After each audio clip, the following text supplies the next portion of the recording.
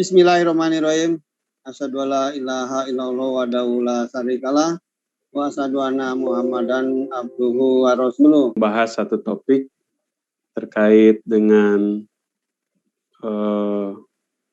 perintah ya untuk melakukan pengorbanan di jalan Allah Subhanahu wa taala dan beberapa aturan terkait dengan mengorbankan harta di jalan Allah. Yang kita ambil dari Masalul ladzina yunfiquna amwalahum fi sabilillahi kamasali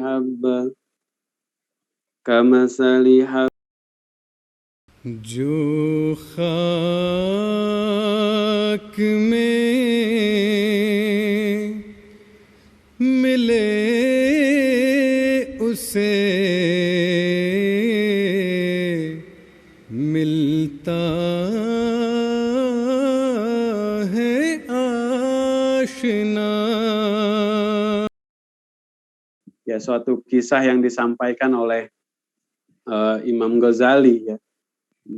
Dulu di Baghdad ya, ada suatu amalan yang baik ya, dimulai dari beberapa gelintir orang yang biasa melakukan sholat malam ya, biasa melakukan sholat malam, namun dizaharkan, dikeraskan bacaan-bacaannya itu.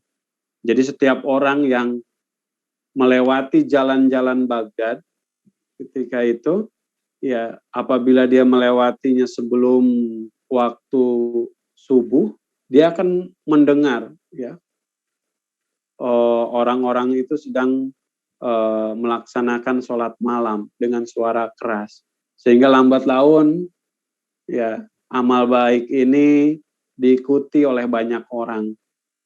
Ya, akhirnya tiap malam itu ya ramai lah, ya orang itu menilawatkan Al-Quran ya dalam sholat malam mereka dengan secara zahar. Tujuannya itu untuk kemudian supaya orang lain mengikuti amal baik itu.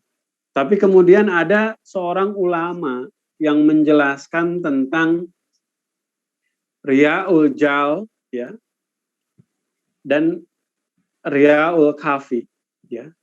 Jadi riya yang secara jelas nampak ya, contohnya misalkan ya ingin berbuat baik itu ya motifnya supaya dipuji orang, itu jelas. Riya itu riya yang demikian jelas ya, nampak.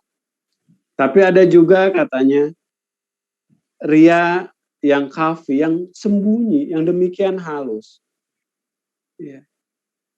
Misalkan memang dia tidak punya motif supaya dipuji orang lain, akan tapi suatu amalan yang dia lakukan, misalnya sholat malam tadi, ketika dilakukan oleh sendiri ya di rumahnya terasa berat, tapi ketika ada tamu ya yang bermalam di rumahnya, dia dapat melakukannya secara baik ya, secara penuh ya, dan lain sebagainya. Ini walaupun tidak ada niat untuk dipuji ya, akan tapi ini ya dengan adanya orang lain ya di tempat kita, kemudian kita termotivasi untuk melakukan ibadah, maka ini disebut sebagai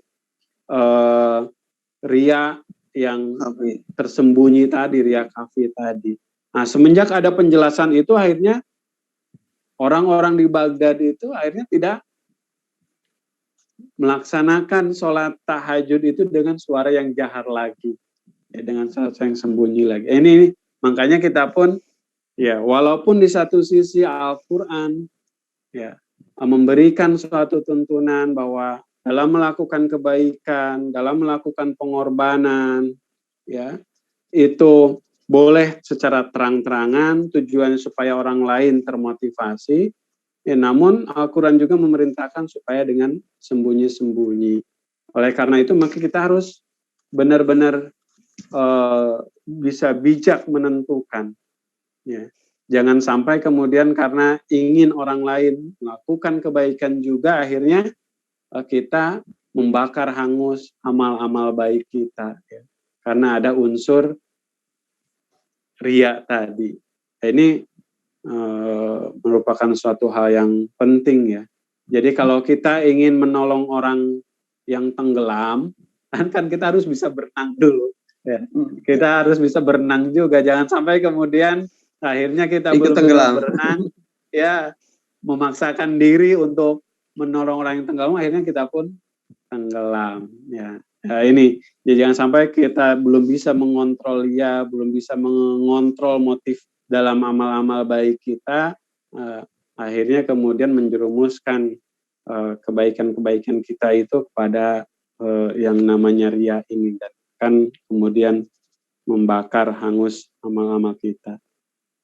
Ya, jadi ini ya Pak Darisman, ini suatu hal yang menarik kemudian ya dijelaskan dalam Al-Quran terkait bagaimana kemudian setelah tadi pengorbanan itu dianjurkan dengan keberkatan-keberkatannya, kemudian diikuti dengan aturan-aturan supaya bagaimana pengorbanan ini harus dilakukan.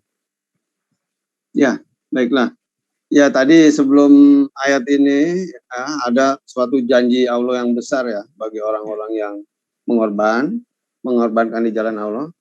Kemudian ada penjelasan lagi bagaimana pengorbanan itu. Jadi tentunya pengorbanan tidak asal ya, gitu. Ada caranya, ada maksudnya, yaitu harus ikhlas. Ya memang terkadang di keseharian kita ada orang yang memberikan yang tadinya ikhlas, menolong gitu. Tiba-tiba yang ditolong itu membuat kekesalan gitu pada yang memberi gitu kan. Sehingga terlontar. Lu dulu gua kasih begini, sekarang nggak tahu diri malah semacam begitu. Ya. Terkadang kita mengalami hal-hal semacam itu. Nah, gimana Pak Tauhid ini? Ya, Pak Tauhid mungkin juga ada pengalaman ini masalah pengorbanan yang tadinya ikhlas, kemudian timbul suatu keriaan. Ya, ada semacam gitu. Sering sehingga malah. Bahayanya tadi ya, tadi bahayanya seperti dikatakan seperti kayu dibakar ya udah hangus, hilang. Jadi semacam ya sia-sia gitu. Ya mungkin di Indonesia mungkin banyak kali Pak ya, sering terjadi malah. Apa namanya, ya itu tadi riya secara tidak langsung mungkin ya. Nah cuman apa yang saya mau nanyakan Pak, kan cara kita untuk mengajak, misalnya kita untuk mengajak mengorbankan harta itu kan kebanyakan memang harus kita berikan contoh gitu Pak. Nah itu mungkin ada cara-caranya kah yang elegan gitu, dalam artian yang tidak itu tadi bilang tidak riya secara langsung gitu, tapi memang niat kita memang untuk mencontohkan bahwa ayo kita mengorbankan harta di jalan Allah tuh, ayo kita zakat, kita ngajak zakat gitu kan. Kalau zaman sekarang kan kalau nggak harus dengan dilihat dalam mata kepala kan ya, oh ya ini Bapak ini pernah nyumbang, oh yaudah yuk kita jadikan contoh yang baik gitu. Cuman itu dari yang saya tanyakan adalah caranya cara elegannya seperti apa sih Pak untuk kita ngajak gitu Pak? Ya, jadi mungkin lebih ke ini ya, lebih ke cara bukan yang elegan, mungkin yang aman lah ya. Cara yang aman, kemudian jangan sampai kita terjerumus ya. Kemudian yang tadinya niat untuk ngajak, menarik perhatian orang lain untuk kemudian juga turut serta dalam kebaikan, kemudian malah terjerumus dan membakar amal-amal baik kita. Jadi seperti ini bisa juga misalkan untuk hal-hal yang ada ulama juga yang mengatakan bahwa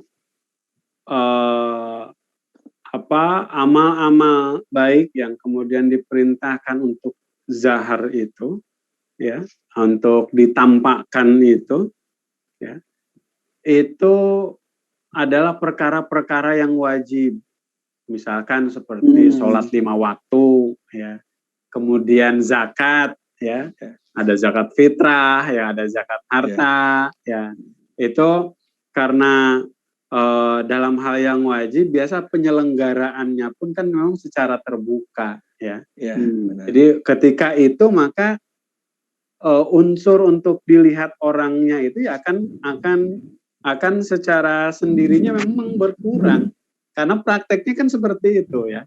Orang ingin zakat biasa di masjid dibuka layanan untuk membayar zakat kan gitu. Maka ya kita mau nggak mau memang harus datang, karena harus ada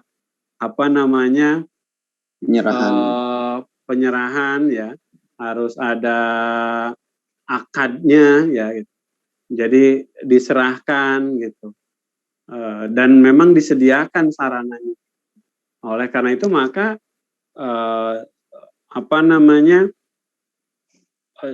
amal-amal yang memang ya untuk sebagai contoh ya bisa dengan hal-hal yang seperti itu yang memang disediakan ya, secara ini sholat 5 waktu memang mau tidak mau seperti itu. Nah, untuk amalan-amalan yang tidak wajib ya, amalan-amalan yang memang tambahan ya, nafal, maka itu akan lebih baik ya untuk kemudian disembunyikan saja. Sebagaimana tangan kanan melakukan kebaikan, tangan kiri tidak mengetahuinya. Ya karena amalan-amalan inilah yang nanti akan menyelamatkan kita di akhirat nanti ya. Ya suatu hal yang nafal itu kan ya yang akan menghidupkan amal-amal baik kita. Oleh karena itu maka akan lebih baik jika amal-amal itu disembunyikan saja. Misalkan memberikan derma kepada tetangga yang membutuhkan, ya itu mah cukup tangan kanan aja lah yang tahu, tangan kiri nggak perlu gitu ya. Atau ada orang yang sedang kesulitan, nah itu mah di belakang layar aja lah. Jadi harus diniatkan seperti itu, dan tentu ya amal-amal wajib pun ya memang niatnya harus lillahi ta'ala ya. Oleh karena itu maka di sini ya pentingnya suatu niat itu ya. Hazrat Masih Maud alaihissalam ya apapun permasalahannya beliau selalu ya mengutip ini tadi ya, innamal a'malu binniyat, segala sesuatu itu memang tergantung pada niatnya ya, dan akan dihisab sesuai dengan niatnya juga. Oleh karena itu maka dalam melakukan sesuatu memang benar-benar harus ya ditanamkan dalam diri bahwa kita melakukan suatu perbuatan ini memang semata-mata lillahi ta'ala ya. Dan untuk menjadi contoh kan tidak semua orang ya diminta untuk menjadi contoh. Yang menjadi tanggung jawab contoh ya tentu orang-orang yang kemudian punya kewenangan untuk melakukan itu ya, kalau dalam suatu ini ya, kalau dalam suatu jamaah ya. Oleh karena itu maka ya ini penting kemudian kesadaran kita untuk menimbang ini secara halus, secara benar, secara baik. Jangan sampai kemudian ya amal-amal baik kita itu nanti terusik atau terganggu dengan ya tadi ya secuil perasaan yang tiba-tiba muncul ya dan lain sebagainya. Iya. Ya memang di lingkungan juga itu kerap terjadi Pak. Jadi ya, benar. Seperti pembagian BLT gitu ya. Ada orang memang membutuhkan gitu. Tapi ketika namanya diumumkan lah dia merasa merasa sakit gitu. Aduh, kok pakai diumumin segala gitu. Padahal memang dia butuh ada gitu ya. Iya, ada nama dia di pampang deh itu di pengumuman RT gitu kan di lingkungan tuh Pak. Merasa nggak enak gitu kan. Tapi memang dia butuh gitu kan. Itulah memang ya itu yang berupa bantuan saja, yang merupakan suatu kewajiban ya, kewajiban pemerintah untuk membantu masyarakatnya, yang tentu tidak dinilai tidak pahalanya. Orang bisa merasakan rasa sakit seperti itu. Apalagi kemudian ya suatu kebaikan pribadi ya gitu, untuk membantu kemudian dibarengi dengan ucapan-ucapan ya, atau ada pengungkapan kepada orang lain atas apa kebaikan yang sudah kita lakukan. Nah, ini akan mencederai perasaan atau menyakiti perasaan orang yang menerima kebaikan dari kita itu.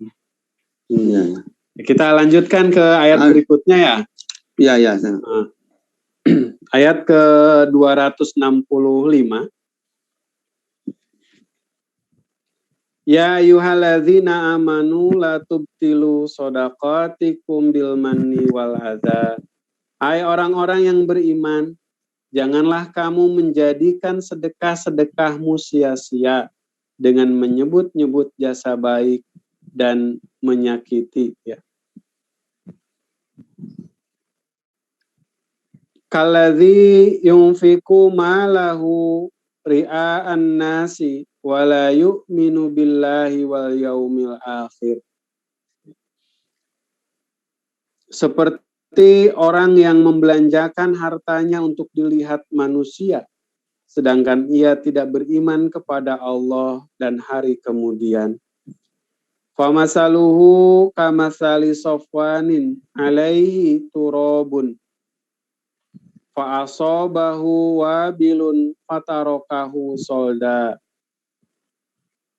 Maka keadaannya seperti batu licin yang di atasnya tertutup tanah, lalu hujan lebat menimpanya dan meninggalkannya licin. La yaqdiruna ala syai'im mimma kasabu. Mereka tidak akan memperoleh sesuatu dari apa yang mereka usahakan. Wallahu la yahdil qaumal kafirin. Dan Allah tidak memberi petunjuk kepada kaum kafir. Ya, jadi perumpamaan, ya, orang yang membelanjakan hartanya, ya, kemudian tadi ya dibahas oleh kita ada unsur riya, ingin dilihat oleh orang lain, oleh manusia, ya, atau mengikutinya dengan ya, kata-kata yang menyakiti tadi, itu seperti batu licin yang dipenuhi oleh lumpur, ya. Jadi ketika hujan menimpanya, maka ya langsung ya lumpur itu hilang. Ya, tidak ada yang bebekas ya. Jadi ya amalan yang diiringi ya oleh rasa ria atau dengan menyakiti penerimanya, ya, maka ia tidak memiliki bekas, tidak memiliki sisa apapun di pandangan Allah Subhanahu wa taala. Ya. Ini suatu perumpamaan yang demikian penting ya untuk kemudian kita perhatikan. Ada penjelasan di sini sedikit bahwa di tempat lain kaum muslimin diperintahkan pula untuk membelanjakan kekayaan mereka dengan terang-terangan. Dalam surah Al-Baqarah ayat 275. Ya, tadi telah sempat saya singgung juga bahwa sirra wa alaniyah, ya. Belanja itu boleh dengan secara sembunyi atau secara terang-terangan, ya. Tujuan yang mendasarinya ialah supaya orang-orang muslim lainnya akan terpengaruh dan meniru teladan yang baik itu. Akan tetapi orang yang tak beriman kepada Tuhan membelanjakan uangnya secara terang-terangan hanya semata-mata untuk menarik penghargaan khalayak umum. Orang demikian kehilangan sama sekali hak memperoleh ganjaran dari Tuhan. Ya, jadi seperti batu licin tadi, ya seperti batu licin tadi, ya, yang walaupun ada sesuatu yang menempel di atasnya itu, ya ketika hujan datang, ya terbawa hanyut semua, ya, tidak bersisa. Nah, demikian juga amalan, ya, seorang itu yang diniatkan karena ingin dilihat oleh manusia, ya, atau menyertai pemberiannya itu dengan kata-kata yang menyakiti, ya maka ia kehilangan sama sekali hak untuk memperoleh ganjaran di sisi Allah Subhanahu wa taala. Ayat berikutnya, masalul ladzina yunfikuna amwalahum ibtigha'a maradatillah, dan perumpamaan orang-orang yang menginfakkan harta mereka demi mencari keridhaan Allah, wa tasbita min anfusihim, ya, kamasali jannatin birabwatin asobaha wabilun fa'atat ukulaha difain, ya, dan memperteguh, ya, dan perumpamaan orang-orang yang menginfakkan harta mereka demi mencari keridhaan Allah dan memperteguh jiwa mereka adalah seperti perumpamaan kebun yang terletak di dataran tinggi. Hujan lebat menimpanya lalu menghasilkan buahnya 2 kali lipat. Fa illam yusibha wabilun fatallun. Ya. Tetapi jika hujan lebat tidak menimpanya, maka hujan gerimis pun memadai. Wallahu bima ta'maluna basir. Dan Allah Maha melihat apa-apa yang kamu kerjakan. Ya. Berbeda dengan ya pada ayat sebelumnya tadi, ya. Contoh yang baik di sini dijelaskan bahwa orang yang melakukan pengorbanan semata-mata untuk meraih keridhaan Allah Subhanahu wa taala, maka dia seperti kebun yang terletak di dataran yang tinggi. Ya. Jadi kalau hujan lebat menimpanya, ya tidak akan merugikan dia, ya itu akan baik bagi dia. Namun apabila hujan lebat tidak menimpanya, ya hujan kecil pun, ya atau rintik-rintik pun, ya tetap subur, itu akan bermanfaat baginya. Dia akan menumbuhkan hasil yang baik dengan itu dan memberikan panen yang baik dengan itu.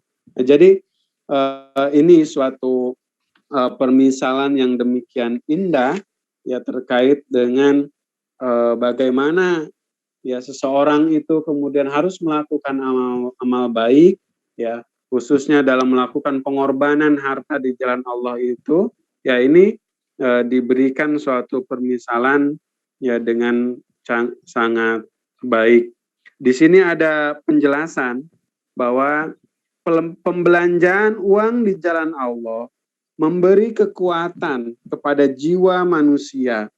Sebab dengan membelanjakan harta yang diperolehnya dengan susah payah, ia secara sukarela meletakkan beban atas diri sendiri dan menjadikannya lebih kuat serta lebih teguh dalam keimanan. Jadi atas apa yang kemudian dia sudah curahkan perhatian, ya, usaha, keringat, kemudian dia baktikan itu atau dermakan itu untuk Allah Subhanahu wa taala, maka itu akan memberikan suatu dampak baik bagi hatinya, bagi keimanannya. Orang-orang seperti itu akan menjadi orang-orang yang memiliki keimanan yang kuat karena telah memberikan suatu bakti atau derma di jalan Allah Subhanahu wa taala dengan hasil keringatnya. Hati orang-orang beriman yang membelanjakan harta dengan sukarela di jalan Allah adalah laksana sebidang tanah tinggi. Hujan lebat yang kadang-kadang sangat berbahaya bagi tanah rendah tidak membahayakannya. Sebaliknya tanah itu akan mendapat faidah dari hujan, baik itu hujan besar maupun hujan yang kecil. Ya. Jadi memang suatu hal yang penting untuk kita camkan, ya, bahwa seyogianya segala apa yang kemudian kita lakukan, kebaikan-kebaikan yang sudah kita jalankan, ya, atau bakti yang sudah kita berikan pada jalan Allah Ta'ala ini, ya, memang harus diniatkan ya semata-mata untuk meraih keridhaan Allah Subhanahu wa taala, supaya hal itu akan memberikan dampak kepada diri kita, menambah keimanan kita ya. Dan juga selain itu ya ganjaran-ganjaran Allah Subhanahu wa taala juga akan menantikan kita di akhirat kelak. Satu lagi ya, ayat terakhir ayat ke-267. Ayawaddu ahadukum antakuna lahu jannatum min nakhilin wa a'nabin tajri min tahtihal anhar. Apakah ada salah seorang di antara kamu yang ingin memiliki kebun kurma dan anggur yang di bawahnya mengalir sungai-sungai? Lahu fiha min kulli samaratin. Di dalam kebun itu memiliki segala macam buah. Wa asobahu kibaru walahu dzurriyyatun du'afa'u. Kemudian masa tua menjelangnya, sedangkan ia memiliki keturunan yang lemah. Fasobaha i'sarun fihi narun fahtaraqat. Lalu kebun itu ditimpa angin puyuh yang mengandung api, maka terbakarlah kebun itu. Kadzalika yubayyinullahu lakumul ayati la'allakum tatafakkarun.